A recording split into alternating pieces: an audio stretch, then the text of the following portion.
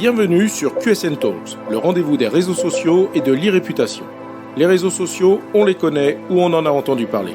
On sait les utiliser ou on cherche leur intérêt. Mais une chose est sûre, on ne peut plus passer à côté.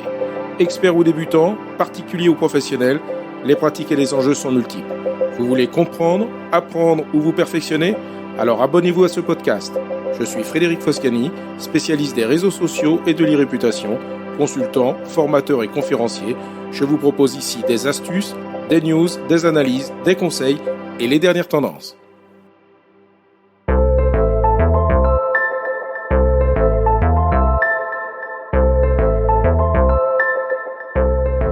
Bonjour.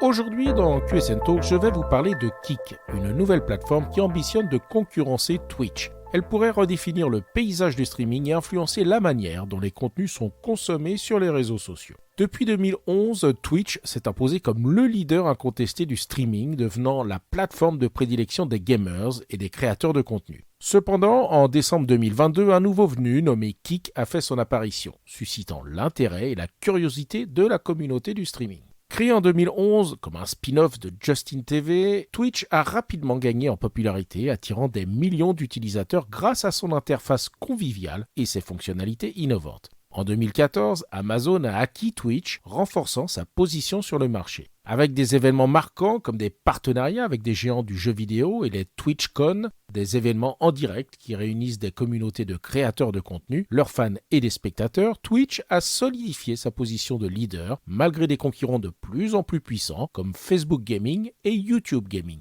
Lancée en décembre 2022, Kick n'est pas simplement une autre plateforme de streaming. Elle se positionne comme une alternative sérieuse à Twitch en reprenant certains codes du gaming sur YouTube. Par exemple, Kick a introduit des Kick Challenge, des défis mensuels où les streamers peuvent gagner des récompenses en fonction de leur engagement et de leur créativité. Si Twitch a débuté comme une plateforme axée principalement sur le gaming, elle a évolué pour accueillir une variété de contenus. Aujourd'hui, en plus des chaînes de jeux vidéo, on trouve sur Twitch des chaînes dédiées à la musique, à la cuisine, à l'art, au sport, à l'actualité et même à des discussions en direct sur des sujets variés. Kick, en s'inspirant de cette diversité, cherche à offrir une plateforme encore plus ouverte et diversifiée, tout en proposant des fonctionnalités innovantes pour se démarquer. Au-delà des jeux vidéo, Kick propose des catégories telles que Kick Music pour les musiciens et Kick Debates pour des discussions en direct sur des sujets d'actualité. Kick introduit aussi des fonctionnalités innovantes, telles que les Kick Challenge, des défis mensuels pour les streamers et le Kick Boost, permettant aux spectateurs de mettre en avant leur streamer préféré sur la page d'accueil pendant une durée limitée. Au niveau de l'interface, vous ne serez pas dépaysé si vous avez l'habitude d'utiliser Twitch. Kick propose une interface visuellement analogue à la concurrence. Sur la gauche se trouvent les streamers recommandés ou favoris dans un menu vertical. À droite se trouvent les vidéos mises en avant, on y retrouve les streamers vedettes en direct, les catégories, les groupes, les chaînes en direct recommandées, les chaînes de discussion recommandées et les chaînes en rapport avec des jeux primés. En haut de l'écran, une zone de recherche permet de taper des mots-clés pour trouver une vidéo ou un streamer particulier. L'option Parcourir permet d'afficher la liste des catégories, des chaînes en direct et des clips disponibles pour trouver plus rapidement ses jeux préférés ou accéder aux autres vidéos qui peuvent vous intéresser sur des thèmes différents du gaming comme l'ASMR, le sport, les discussions, la musique, etc.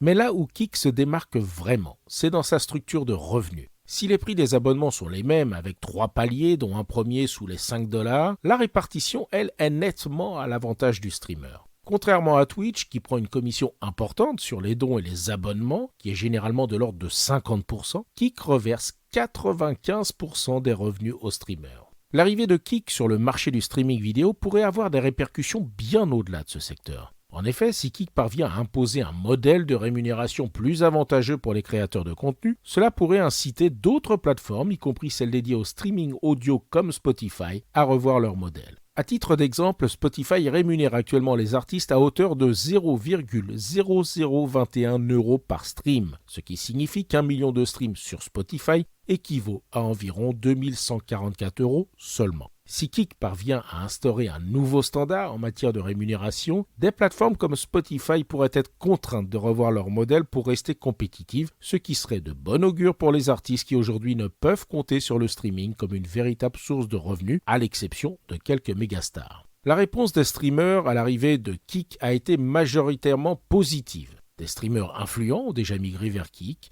Sa meilleure monétisation et une plus grande liberté créative sont cités comme principales raisons. Les forums et les réseaux sociaux regorgent d'ailleurs de discussions comparant les deux plateformes avec de nombreux utilisateurs curieux d'essayer Kik. Alors pourquoi tant de polémiques autour de la plateforme ? Pour attirer toujours plus de streamers en plus de son modèle de rémunération attractif, Kik promet de ne bannir personne et de ne réaliser aucune modération. Cela a eu pour conséquence de faire de Kik le refuge des streamers bannis de Twitch. Dans les faits, cela signifie qu'il est possible de tomber très facilement sur des contenus à caractère sexuel ou d'assister à des diffusions racistes, homophobes, pro-violence, etc. Voilà qui entache clairement l'image et l'intérêt de la plateforme. En conclusion, Kik est encore en phase de croissance, mais son impact potentiel sur l'industrie du streaming est à surveiller. Seul le temps dira si Kik deviendra un géant du streaming ou restera dans l'ombre de Twitch. Son refus du bannissement et de la modération pouvant être un frein pour les utilisateurs, même si les streamers pensent y trouver leur intérêt par son modèle de rémunération. Mais une chose est certaine, le paysage du streaming est en train de changer et Kik veut se positionner au cœur de cette évolution. Cet épisode vous a intéressé? Alors abonnez-vous pour ne pas rater la suite. Et n'hésitez pas à donner 5 étoiles au podcast sur Apple Podcasts et à le partager sur vos réseaux sociaux préférés. Ça fait toujours plaisir. Ce podcast est rendu possible par QSN Digital, l'agence que j'ai fondée pour conseiller, accompagner et former les professionnels, entreprises, dirigeants et personnalités à définir et gérer leur stratégie de présence sur les réseaux sociaux et leur réputation. Vous avez des problématiques de visibilité, d'image, de veille, de recrutement et de relations clients? Vous souhaitez développer votre marque employeur? Vous voudriez faire de vos collaborateurs des ambassadeurs? Contactez donc QSN Digital pour demander votre coach social media. Je me ferai un plaisir d'échanger avec vous. Pour me trouver, rien de plus simple, demandez à Google ou à vos réseaux sociaux. À bientôt.